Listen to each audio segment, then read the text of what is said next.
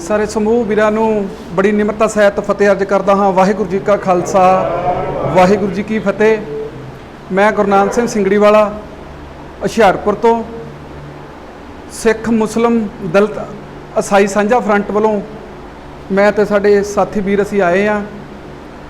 असीं हुशियारपुर दे विच पिछले जदों NCR ते CA दे खिलाफ जदों एजीटेशन चली आ, उस दौरान असीं हुशियारपुर दे विच इस जिहड़ी फ्रंट की जिहड़ी सिरजना की सीगी ते लगातार ही साडे जिहड़े प्रोग्राम आ वो पिछले दिनी असीं जिहड़ा वो विकास दुबे आ उहनूं अतवादी ऐलानण दे वास्ते असीं उहदा पुतला भी फूकिया। होर भी प्रोग्राम लगातार साडे जिहड़े सांझे तौर ते चलदे आ, जिहदे विच मुसलमान भाईचारे वालों भी साडे पूरी शमूलीयत हुंदी आ।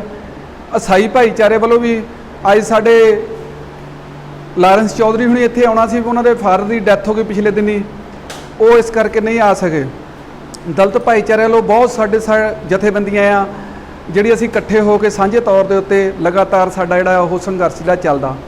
उस तो पिछों भी असीं तकरीबन बहुत सारे हुशियारपुर दे विच इहो जिहियां वाकिया होए आ जदों असीं सांझे तौर ते इकट्ठे हो के ਉਹ ਜਿਹੜੀਆਂ ਸ਼ਕਤੀਆਂ ਆ ਬ੍ਰਾਹਮਣਵਾਦੀ ਜਿਹੜੀਆਂ ਸ਼ਕਤੀਆਂ ਉਹਨਾਂ ਦਾ ਅਸੀਂ ਮੁਕਾਬਲਾ ਬੜਾ ਡਟ ਕੇ ਕੀਤਾ। ਸ਼ਾਇਦ ਹੁਸ਼ਿਆਰਪੁਰ ਦੇ ਵਿੱਚ ਹੀ ਪਹਿਲਾ ਕੇਸ ਹੋਆ ਜਿਹੜਾ ਈਸਾਈ ਭਾਈਚਾਰੇ ਦੇ ਉੱਤੇ ਵਿਸ਼ਵ ਹਿੰਦੂ ਪ੍ਰੀਸ਼ਦ ਬਜਰੰਗ ਦਲ ਵਾਲਿਆਂ ਨੇ ਇਹਨਾਂ ਨੇ ਹਮਲਾ ਕੀਤਾ ਸੀ ਤੇ ਇਹਨਾਂ ਤੇ ਉਦੋਂ ਅਸੀਂ ਪਰਚਾ ਕਰਾਇਆ ਸੀਗਾ ਤੇ ਉਹਦੇ ਵਿੱਚ ਸਜ਼ਾ ਵੀ ਹੋਈ। ਮੇਰਾ ਥੋੜ੍ਹਾ ਜਿਹਾ ਬੈਕਗਰਾਊਂਡ ਦੱਸਣ ਦਾ ਮਤਲਬ ਸੀਗਾ ਵੀ ਸਾਡੇ ਬਾਰੇ ਥੋੜ੍ਹਾ ਜਿਹਾ ਪਤਾ ਲੱਗ ਜਾਵੇ। ਅਸੀਂ ਅਲੱਗ-ਅਲੱਗ ਜਥੇਬੰਦੀਆਂ 'ਚ ਕੰਮ ਕਰਦੇ ਹਾਂ। ਮੈਂ ਸ਼੍ਰੋਮਣੀ ਅਕਾਲੀ ਦਲ ਅੰਮ੍ਰਿਤਸਰ ਦੇ ਵਿੱਚ ਹੈਗਾ ਆ, ਪਰ ਅਸੀਂ ਇੱਕ ਆਪਣਾ ਜਿਹੜਾ ਸਾਂਝਾ ਫਰੰਟ ਬਣਾਇਆ ਉਹ ਫਰੰਟ ਦੇ ਤੌਰ ਦੇ ਉੱਤੇ ਕੰਮ ਕਰਦੇ ਹਾਂ। ਤੁਸੀਂ ਬਹੁਤ ਵਧੀਆ ਉਪਰਾਲਾ ਜਿਹੜਾ ਸਿੰਘ ਸਾਹਿਬ ਹੁਣੀ ਇਕੱਠੇ ਹੋ ਕੇ ਜਿਹੜੇ 100 ਸਾਲਾ ਸ਼ਤਾਬਦੀ ਜਿਹੜੀ ਆ ਉਹ ਮਨਾਉਣ ਜਾ ਰਹੇ ਆ, ਉਸ ਗੱਲ ਦੀ ਜਿਹੜੀ ਉਸ ਵੇਲੇ ਜਿਹੜੀ ਸਮੇਂ-ਸਮੇਂ ਜਿਹੜੀ ਚੱਲਦੀ ਰਹਿੰਦੀ ਆ ਜਾਤੀ ਪਾਤੀ ਜਿਹੜੀ ਸਰਕਾਰਾਂ ਨੂੰ ਫਿੱਟ ਪੈਂਦੀਆਂ ਉਹ ਚੀਜ਼ਾਂ, ਲੇਕਿਨ ਜਦੋਂ ਸਾਡੀ ਜਿਹੜਾ ਪੱਖ ਜਿਹੜੇ ਸਿੱਖ ਕੌਮ ਦਾ ਪੱਖ ਆ ਜਾਂਦਾ ਜਿਹੜੇ ਅਸੀਂ ਉਹਨੂੰ ਦੇਖਦੇ ਹਾਂ ਤੇ ਜੇ ਅੰਗਰੇਜ਼ ਸਾਮਰਾਜ ਦੀ ਵੀ ਗੱਲ ਹੋਈ ਆ, ਗੱਲ ਕੀਤੀ ਗਈ ਆ ਇੱਥੇ ਤੇ ਉਸ ਤੋਂ ਬਾਅਦ ਦੀਆਂ ਵੀ ਜਿਹੜੀਆਂ ਗੱਲਾਂ ਆਉਂਦੀਆਂ ਇਹਦੇ ਵਿੱਚ ਜਿਹੜੇ ਅਸੀਂ ਗੌਰ ਦੇ ਨਾਲ ਸਾਰੀ ਚੀਜ਼ਾਂ ਦੇਖਦੇ ਹਾਂ। ਸਾਡੇ ਗੁਲਾਮੀ ਦਾ ਜਿਹੜਾ ਆ ਗੁਲਾਮਾਂ ਦਾ ਜਿਹੜਾ ਹੁੰਦਾ ਉਹ ਉਸ ਤਰੀਕੇ ਦੇ ਨਾਲ ਤੁਸੀਂ ਨਹੀਂ ਅਪਰੋਚ ਕਰ ਸਕਦੇ। ਰਹੀ ਗੱਲ ਸਾਡੀ ਸ਼੍ਰੋਮਣੀ ਗੁਰਦੁਆਰਾ ਪ੍ਰਬੰਧਕ ਕਮੇਟੀ, ਸਾਡੇ ਕੋਲ ਇੱਕ ਪੈਰਲਰ ਜਿਹੜੀ ਸੀਗੀ ਇੱਕ ਸੰਸਥਾ ਬੜੀ ਮਜ਼ਬੂਤ ਸੰਸਥਾ ਸੀਗੀ ਜਿਹਦੇ ਤਹਿਤ ਅਸੀਂ ਬਹੁਤ ਵੱਡੀਆਂ ਜਿਹੜੀਆਂ ਚੀਜ਼ਾਂ ਜਿਹੜੀਆਂ ਉਹ ਦੁਨੀਆ ਦੇ ਸਾਹਮਣੇ ਰੱਖ ਸਕਦੇ ਸੀ, ਲੇਕਿਨ ਸਾਡੇ ਉਹ ਸ਼੍ਰੋਮਣੀ ਗੁਰਦੁਆਰਾ ਪ੍ਰਬੰਧਕ ਕਮੇਟੀ ਦੇ ਉੱਤੇ ਵੀ ਜਿਹੜੇ ਮਸੰਦ ਲਾਣਾ ਕਾਬਜ਼ ਹੋ ਗਿਆ। ਮੈਂ ਅਕਸਰ ਬੋਲਦਾ ਹੋਇਆ ਕਹਿੰਦਾ ਹੁੰਦਾ ਬਈ ਬ੍ਰਾਹਮਣਾਂ ਦਾ ਜਿਹੜਾ ਸਿਸਟਮ ਆ ਜਿਹੜਾ ਅਖੌਤੀ ਲੋਕਤੰਤਰ ਦਾ ਉਹਦੀ ਸਭ ਤੋਂ ਛੋਟੀ ਇਕਾਈ ਜਿਹੜੀ ਆ ਮੈਂਬਰ ਪੰਚਾਇਤ ਦੀ ਆ। ਅਗਰ ਉਹਦਾ ਮੈਂਬਰ ਪੰਚਾਇਤ ਦੀ ਡੈਥ ਹੋ ਜਾਂਦੀ ਜਾਂ ਕਿਸੇ ਕਾਰਨ ਉਹ ਅਸਤੀਫਾ ਦੇ ਦਿੰਦਾ ਆ ਤਾਂ ਉਹ ਖਾਲੀ ਹੋ ਜਾਂਦਾ, ਤਾਂ ਉਹ ਉਹਨੂੰ ਫਿਲ ਕਰਨ ਦੇ ਭਰਨ ਲਈ ਦੁਨੀਆ ਨੂੰ ਦਿਖਾਉਣ ਲਈ ਵੀ ਸਾਡੀ ਡੈਮੋਕ੍ਰੇਸੀ ਸਹੀ ਚੱਲ ਰਹੀ ਆ, ਉਹਨੂੰ ਉਹ ਜਿਹੜਾ ਭਰ ਦਿੰਦੇ ਆ ਉਹ ਭਾਵੇਂ ਖਾਨਾ ਪੂਰਤੀ ਕਰਕੇ। ਲੇਕਿਨ ਸਾਡੀ ਜਿਹੜੀ ਸ਼੍ਰੋਮਣੀ ਗੁਰਦੁਆਰਾ ਪ੍ਰਬੰਧਕ ਕਮੇਟੀ ਜਿਹੜੀ ਏਸ਼ੀਆ ਦੀ ਜਿਹੜੀ ਸਭ ਤੋਂ ਪਹਿਲੀ ਜਿਹੜੀ ਜਮਹੂਰੀਅਤ ਆ ਉਹਦੀਆਂ ਲੰਮੇ ਸਮੇਂ ਤੋਂ ਜਿਹੜੀਆਂ ਚੋਣਾਂ ਜਿਹੜੀਆਂ ਉਹ ਜੇ ਪਹਿਲਾਂ ਤਾਂ ਕਰਵਾਈਆਂ ਨਹੀਂ ਜਾਂਦੀਆਂ, ਜੇ ਕਰਵਾਈਆਂ ਵੀ ਜਾਂਦੀਆਂ ਤਾਂ ਉਹ ਸਮੇਂ ਦਾ ਖਿਆਲ ਰੱਖ ਕੇ ਕਰਵਾਈਆਂ ਜਾਂਦੀਆਂ। ਜਿੱਦਾਂ ਹੁਣ 2011 ਦੀ ਜਿਹੜੀ ਇਹ ਟਰਮ ਜਿਹੜੀ ਖਤਮ ਹੋ ਚੁੱਕੀ ਉਹ ਆ, ਲੇਕਿਨ ਦਿੱਲੀ ਤਖਤ ਵਾਲੇ ਜਾਣ ਬੁੱਝ ਕੇ ਜਿਹੜੀਆਂ ਉਹ ਸ਼੍ਰੋਮਣੀ ਗੁਰਦੁਆਰਾ ਪ੍ਰਬੰਧਕ ਕਮੇਟੀ ਦੀਆਂ ਚੋਣਾਂ ਨਹੀਂ ਕਰਵਾ ਰਹੇ। ਮਤਲਬ ਇਹ ਸਾਡੇ ਨਾਲ ਸਿੱਖਾਂ ਦੇ ਨਾਲ ਬਹੁਤ ਵੱਡਾ ਇੱਕ ਇਹੋ ਧੱਕਾ ਆ ਤੇ ਉਹ ਚਾਹੁੰਦੇ ਆ ਹਮੇਸ਼ਾ ਵੀ ਉਹੋ ਹੀ ਧਿਰ ਜਿਹੜੀ ਉੱਥੇ ਕਮਜ਼ੋਰ ਧਿਰ ਜਿਹੜੀ ਉਹਨਾਂ ਦੇ ਹਮੇਸ਼ਾ ਤਲਵੇ ਚੱਟਣ ਲਈ ਰਹੇ ਵੀ ਉਹੋ ਹੀ ਧਿਰ ਜਿਹੜੀ ਸਾਰਿਆਂ ਨੂੰ ਪਤਾ ਆ ਕਿ ਵੀ ਉਹ ਧਿਰ ਜਿਹੜੀ ਸ਼੍ਰੋਮਣੀ ਅਕਾਲੀ ਦਲ ਬਾਦਲ ਜਿਹੜੇ ਆ ਉਹ ਇਸ ਵੇਲੇ ਉੱਥੇ ਕਾਬਜ਼ ਆ। ਲੇਕਿਨ ਜਿਹੜੀਆਂ ਨਵੀਆਂ ਧਿਰਾਂ ਵੀ ਸਾਡੀਆਂ ਜਿਹੜੀਆਂ ਪਨਪਦੀਆਂ ਆ ਉਹ ਢੀਂਡਸਾ ਸਾਹਿਬ ਹੈਗੇ ਆ, ਉਹ ਪਹਿਲਾਂ ਹੀ ਜਿਹੜੇ ਉਹ ਸਰੈਂਡਰ ਕੀਤੇ, ਉਹ ਜਿਹੜੇ ਉਹਨਾਂ ਦੇ ਜੇ ਵਿਚਾਰ ਜਿੱਦਾਂ ਦਿਸ ਰਹੇ ਆ ਉਹ ਦਿੱਲੀ ਤਖਤ ਦੇ ਮੂਹਰੇ ਪਹਿਲਾਂ ਹੀ ਉਹ ਲੰਮੇ ਪਏ ਆ। ਤੇ ਅੱਜ ਦੀ ਸਥਿਤੀ ਦੇ ਵਿੱਚ ਜਿਹੜਾ ਸਾਡਾ ਦੁਸ਼ਮਣ ਵਾ ਜਿਹੜਾ ਹਜੇ ਆ ਜਿਹੜੀਆਂ ਇਲੈਕਸ਼ਨਾਂ ਜਿਹੜੀਆਂ ਹੁਣ ਇਸ ਵੇਲੇ ਉਹਨਾਂ ਕੋਲ ਜਿੰਨੀ ਤਾਕਤ ਵਾ ਇੰਨੀ ਤਾਕਤ ਉਹਨਾਂ ਤੋਂ ਇੰਨੀ ਅੱਜ ਤੱਕ ਨਹੀਂ ਕਦੀ ਵੀ ਹੋਈ। ਉਹਨਾਂ ਨੇ ਸਾਡਾ ਮੂੰਹ ਬੰਦ ਕਰਨ ਦੇ ਲਈ ਪਹਿਲਾਂ UAPA ਜਿਹੜਾ ਕਾਨੂੰਨ ਉਹ ਬਣਾ ਕੇ ਰੱਖਿਆ ਹੋਇਆ। ਜੇ ਤੁਸੀਂ ਥੋੜ੍ਹੀ ਬਹੁਤੀ ਵੀ ਚੀਪ ਐ ਕੀਤੀ ਆ 2020 ਵਾਲਿਆਂ ਦਾ ਬਿਲਕੁਲ ਪੀਸਫੁਲੀ ਪ੍ਰੋਗਰਾਮ ਆ, ਲੇਕਿਨ ਉਹਨਾਂ ਨੂੰ ਗੱਡੀ ਤੋਂ ਲਾਉਣ ਦੇ ਲਈ ਉਹ ਦੇਖ ਲਓ ਕਿਸ ਹੱਦ ਤੱਕ ਗਏ। ਜਿਹੜੀਆਂ ਉਹਨਾਂ ਦੀਆਂ ਉਹਨੇ ਲਾਂਚ ਕੀਤੀਆਂ ਸੀਗੀਆਂ ਆਪਣੀਆਂ ਜਿਹੜੀਆਂ ਸਾਈਟਾਂ, ਉੱਥੇ ਉਹਨੂੰ ਵੀ ਬੰਦ ਕਰਨ ਤੱਕ ਵੀ ਚਲੇ ਗਏ। ਉਹ ਡੈਮੋਕ੍ਰੈਟਿਕ ਮੈਥਡ ਹੈਗਾ ਆ, ਇੱਕ ਵੋਟ ਦਾ ਮੈਥਡ ਆ, ਪਾਉਣੀ ਪਾਵੇ ਕਿਸੇ ਨੇ, ਨਹੀਂ ਪਾਉਣੀ ਨਾ ਪਾਵੇ। ਮਤਲਬ ਦੁਨੀਆ ਭਰ ਦੇ ਵਿੱਚ ਜਿਹੜੀ ਜਮਹੂਰੀਅਤ ਵਾ ਉਹ ਵੋਟ ਦੇ ਨਾਲ ਪ੍ਰਗਟ ਹੁੰਦੀ ਆ।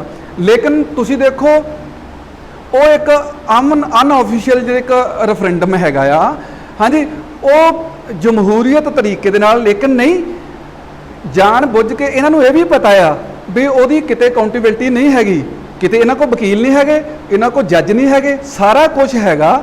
ਸਿਰਫ ਸਿੱਖਾਂ ਨੂੰ ਵੀ ਇਹ ਬੋਲਣ ਨਾ, ਇਹ ਇਹਨਾਂ ਨੂੰ ਚੁੱਪ ਕਰਾਉਣਾ ਆ। ਉਹ ਪਹਿਲਾਂ ਹੀ ਮਤਲਬ ਉਹ ਆਪਣੇ ਜਿਹੜੇ ਹੱਥ ਕੰਡੇ ਜਿਹੜੇ ਅਪਣਾ ਰਹੇ ਆ। CA NCR ਦੇ ਵਿੱਚ ਇਹ ਬਿਲਕੁਲ ਘਿਰ ਗਏ ਸੀਗੇ, ਲੇਕਿਨ ਲੋਕਡਾਊਨ ਦੇ ਦੌਰਾਨ ਇਹਨਾਂ ਨੂੰ ਜੀਵਨ ਦਾਨ ਮਿਲ ਗਿਆ। ਲੋਕਡਾਊਨ ਦੇ ਨਾਲ ਇਹਨਾਂ ਨੂੰ ਜੀਵਨ ਦਾਨ ਮਿਲ ਗਿਆ। ਲੋਕਡਾਊਨ ਦੇ ਵਿੱਚ ਇਹ ਨਹੀਂ ਉਹ ਕੰਮ ਜਿਹੜੇ ਆ ਲਗਾਤਾਰ ਕਰ ਦਿੱਤੇ ਆ। ਜਿਹੜੇ NCR CA ਦੇ ਖਿਲਾਫ ਜਿਹੜੇ ਵਿਰੋਧੀ ਸੀਗੇ, ਉਹ ਜਿਹੜੇ ਚੰਗੇ ਦੇਖਿਆ ਕਿ ਵੀ ਆਗੂ ਜਿਹੜੇ ਸੀਗੇ ਉਹਨਾਂ ਦੇ ਉੱਤੇ ਧੱਕੇ ਦੇ ਨਾਲ ਇਹਨੇ UAPA ਵਰਗੇ ਖਤਰਨਾਕ ਜਿਹੜੇ ਐਕਟ ਲਾ ਕੇ ਇੱਕ ਗਰਭਵਤੀ ਔਰਤ ਸਖੂਫਾ ਜਰਗਰ ਵਰਗੀ ਔਰਤ ਨੂੰ ਵੀ ਇਹਨੇ ਜੇਲ੍ਹ ਦੇ ਵਿੱਚ ਸੁੱਟਿਆ। ਮੇਰਾ ਕਹਿਣ ਤੋਂ ਭਾਵ ਆ ਧਾਰਾ 370 ਜਿਹੜੀ ਆ ਉਹ ਖਤਮ ਕਰ ਦਿੱਤੀ। ਪ੍ਰੋਫੈਸਰ ਸਾਹਿਬ ਨੇ ਇੱਥੇ ਡਾਕਟਰ ਬਲਵਿੰਦਰਪਾਲ ਹੁਣੀ ਪ੍ਰੋਫੈਸਰ ਸਾਹਿਬ ਨੇ ਗੱਲਾਂ ਬਹੁਤ ਵਧੀਆ ਕੀਤੀਆਂ, ਲੇਕਿਨ ਜਦੋਂ BSP ਦੀ ਗੱਲ ਆਉਂਦੀ ਆ, ਮੈਂ ਪਿਛਲੇ ਦਿਨੀ ਉਹਨਾਂ ਦੀ ਇੰਟਰਵਿਊ ਵੀ ਹੋਈ ਆ ਗੜੀ ਸਾਹਿਬ ਦੀ। ਜਦੋਂ ਉਹਨਾਂ ਨੂੰ ਸਵਾਲ ਕੀਤਾ ਗਿਆ ਧਾਰਾ 370 ਦੇ ਵਿੱਚ, ਉਹ ਕਹਿੰਦੇ ਵੀ ਅਸੀਂ ਦੇਸ਼ ਹਿੱਤ ਦੇ ਵਿੱਚ ਜਿਹੜੀ ਧਾਰਾ 370 ਦੇ ਅਸੀਂ ਵਿਰੋਧ ਦੇ ਵਿੱਚ ਵਾਂ। ਘੱਟ ਗਿਣਤੀਆਂ ਨੂੰ ਜਿਹੜੇ ਥੋੜੇ ਬਹੁਤੇ ਹੱਕ ਹਕੂਕ ਪ੍ਰਾਪਤ ਆ, ਤੁਹਾਨੂੰ ਵੀ ਪਤਾ ਧਾਰਾ 370 ਉੱਥੇ ਲੱਗੀ ਹੋ ਸੀਗੀ, ਤਾਂ ਉੱਥੇ ਫੇਰ ਰੋਜ਼ ਤਾਂ ਉਹਨਾਂ ਦੇ ਉੱਥੇ ਚੱਕ ਕੇ ਉਹਨਾਂ ਦਾ ਖਾਤਮਾ ਜਿਹੜਾ ਹੋਇਆ, ਨਸਲਕੁਸ਼ੀ ਹੋ ਰਹੀ ਆ। ਧਾਰਾ 370 ਤੋੜ ਕੇ ਅਸੀਂ ਜਿਹੜੇ ਪੰਜਾਬ ਵਾਲੇ ਸੀਗੇ ਆਨੰਦਪੁਰ ਦੇ ਮਤੇ ਦੇ ਅਨੁਸਾਰ ਵੱਧ ਅਧਿਕਾਰਾਂ ਦੀ ਮੰਗ ਕਰਦੇ ਸੀਗੇ, ਉੱਥੋਂ ਵੀ ਸਾਡੇ ਲੋਕ ਤਾਂ ਪਿੱਛੇ ਹਟ ਗਏ। ਹਾਂਜੀ, ਜਿਹੜੀ ਖਾਲਿਸਤਾਨ ਦੀ ਗੱਲ ਬੇਸ਼ੱਕ ਉਹ ਚੱਲਦੀ ਆ, ਕਿਸੇ ਰੂਪ ਦੇ ਵਿੱਚ ਵੀ ਉਹ ਚੱਲਦੀ ਆ, ਲੇਕਿਨ ਉਹ ਇੱਕ ਅਲੱਗ ਵਿਸ਼ਾ ਆ। ਲੇਕਿਨ ਜਿਹੜੀ ਮੇਨ ਸਟ੍ਰੀਮ ਦੇ ਵਿੱਚ ਆਨੰਦਪੁਰ ਸਾਹਿਬ ਦੇ ਮਤੇ ਦੀ ਗੱਲ ਆਉਂਦੀ ਆ, ਆਨੰਦਪੁਰ ਦਾ ਮਤੇ ਦੀ ਰਾਜਾਂ ਨੂੰ ਵੱਧ ਅਧਿਕਾਰਾਂ ਦੀ ਗੱਲ ਸੀਗੀ। ਅਸੀਂ ਹਮੇਸ਼ਾ ਹੀ ਹਾਮੀ ਆ ਜਿਹੜੀ ਸਿੱਖ ਮੁਸਲਿਮ ਦਲਿਤ ਈਸਾਈ ਜਿਹੜਾ ਸਾਂਝ ਵਾ, ਅਸੀਂ ਪੂਰੇ ਜ਼ੋਰ ਇਸ ਗੱਲ ਦੀ ਹਮਾਇਤ ਕਰਦੇ ਹਾਂ। ਲੇਕਿਨ ਸਾਡੇ ਬਹੁਜਨ ਜਿਹੜੀ ਸਮਾਜ ਪਾਰਟੀ ਆ, ਉਹਨੂੰ ਵੀ ਜਿਹੜੇ ਘੱਟ ਗਿਣਤੀਆਂ ਦੇ ਜਿਹੜੇ ਹਿੱਤ ਆ, ਉਹਨਾਂ ਨੂੰ ਪੂਰੇ ਰੋਸ਼ਨ ਦਿਮਾਗ ਦੇ ਨਾਲ, ਇਹ ਨਹੀਂ ਕਿ ਵੀ ਹਰੇਕ ਗੱਲ, ਉਹਨਾਂ ਨੇ ਉਦੋਂ ਇਹ ਵੀ ਗੱਲ ਕਹੀ ਕਿ ਬਈ ਜਿਹੜੀ ਵੀ ਗੱਲ ਹੁੰਦੀ ਉਹ ਰਾਸ਼ਟਰ ਹਿੱਤ ਦੀ ਗੱਲ ਕਰ ਦਿੰਦੇ ਵੀ ਜਦੋਂ ਅਸੀਂ ਸੱਤਾ ਤੋਂ ਬਾਹਰ ਹੋਣਾ ਆ ਵੀ ਅਸੀਂ ਮੁੱਦਿਆਂ ਦੇ ਆਧਾਰ ਤੇ ਸੈਂਟਰ ਨੂੰ ਸਮਰਥਨ ਕਰਨਾ। ਅੱਜ ਹੁਣ ਪਿਛਲੇ ਦਿਨਾਂ 'ਚ 3-4 ਕੇਸ ਇਹੋ ਜਿਹੇ ਹੋਏ ਆ, ਉਹਨਾਂ ਨੇ ਇਹੋ ਕਿਹਾ ਕਿ ਅਸੀਂ ਮੁੱਦਿਆਂ ਦੇ ਆਧਾਰ ਤੇ ਜਿਹੜੀ ਆ ਸੈਂਟਰ ਗਵਰਨਮੈਂਟ ਨੂੰ ਸਮਰਥਨ ਕਰਨਾ। ਲੇਕਿਨ ਉਹਦੇ ਵਿੱਚ ਮੈਂ ਬੇਨਤੀ ਕਰਦਾ ਬਹੁਜਨ ਸਮਾਜ ਪਾਰਟੀ ਦੇ ਆਗੂਆਂ ਨੂੰ ਕਿ ਵੀ ਉਹਦੇ ਵਿੱਚ ਖਾਸ ਤੌਰ ਤੇ ਘੱਟ ਗਿਣਤੀਆਂ ਦੇ ਨਾਲ ਜੋ ਕੁਝ ਵਾਪਰ ਰਿਹਾ ਪੂਰੇ ਹਿੰਦੁਸਤਾਨ ਦੇ ਵਿੱਚ, ਕੱਲਾ ਬਿਆਨਬਾਜ਼ੀ ਦੇ ਨਾਲ ਕੁਝ ਨਹੀਂ ਹੋਣਾ ਜਿੰਨਾ ਤੱਕ ਅਸੀਂ ਜਾ ਕੇ ਉਹਨਾਂ ਦੇ ਨਾਲ ਖੜਦੇ ਨਹੀਂ ਹੋ। ਹਾਂਜੀ, ਦਲਿਤ ਭਾਈਚਾਰੇ ਦੇ ਨਾਲ ਜਿਹੜੀਆਂ ਵਧੀਕੀਆਂ ਹੋ ਰਹੀਆਂ, ਉਹ ਜਿਹੜੀਆਂ ਉੱਥੇ ਜਾ ਕੇ ਸਾਨੂੰ ਸਾਰਿਆਂ ਨੂੰ ਉਹ ਖੜਨਾ ਪੈਣਾ। ਮੁਸਲਮਾਨ ਭਾਈਚਾਰੇ ਦੇ ਨਾਲ ਜਿਹੜੀ ਵਧੀਕੀਆਂ ਹੋ ਰਹੀਆਂ ਉਹ ਸਾਨੂੰ ਖੜਨਾ ਪੈਣਾ ਆ।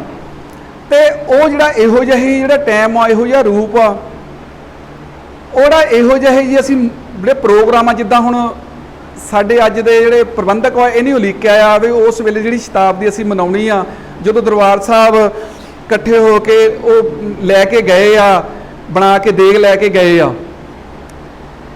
ਤੇ ਉਹਦੇ ਨਾਲ ਜਿਹੜੀ ਭਾਈਚਾਰਕ ਜਿਹੜੀ ਸਾਂਝ ਜਿਹੜੀ ਉਹ ਸਾਡੀ ਜਿਹੜੀ ਉਹ ਅੱਗੇ ਨੂੰ ਮਜ਼ਬੂਤ ਹੋਵੇ। ਕਿਉਂਕਿ ਸਾਨੂੰ ਸਿਧਾਂਤਕ ਤੌਰ ਤੇ ਗੁਰੂ ਸਾਹਿਬਾਨ ਨੇ ਗੁਰੂ ਗ੍ਰੰਥ ਸਾਹਿਬ ਦੇ ਰੂਪ ਦੇ ਵਿੱਚ ਸਾਡੇ ਰਹਿਬਰਾਂ ਨੇ ਸਾਨੂੰ ਇੱਕ ਮਾਰਗਦਰਸ਼ਨ ਜਿਹੜਾ ਉਹ ਦੇ ਦਿੱਤਾ ਹੋਇਆ ਆ।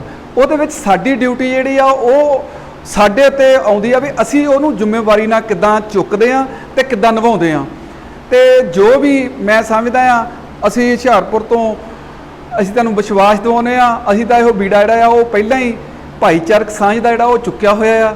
ਤੇ ਜਿਹੜਾ ਵੀ ਤੁਸੀਂ ਪ੍ਰੋਗਰਾਮ ਹੈ ਇਸ ਭਾਈਚਾਰਕ ਸਾਂਝ ਨੂੰ ਮਜ਼ਬੂਤ ਕਰਨ ਲਈ ਜਿਹੜਾ ਤੁਸੀਂ ਉਲੀਕੋਗੇ, ਅਸੀਂ ਉਹਦਾ ਪੂਰਨ ਸਮਰਥਨ ਕਰਦੇ ਹਾਂ ਤੇ ਉਹਦੇ ਵਿੱਚ ਆਪਾਂ ਵੱਧ ਚੜ੍ਹ ਕੇ ਸ਼ਾਮਲ ਹੋਵਾਂਗੇ। ਵਾਹਿਗੁਰੂ ਜੀ ਕਾ ਖਾਲਸਾ, ਵਾਹਿਗੁਰੂ ਜੀ ਕੀ ਫਤਿਹ।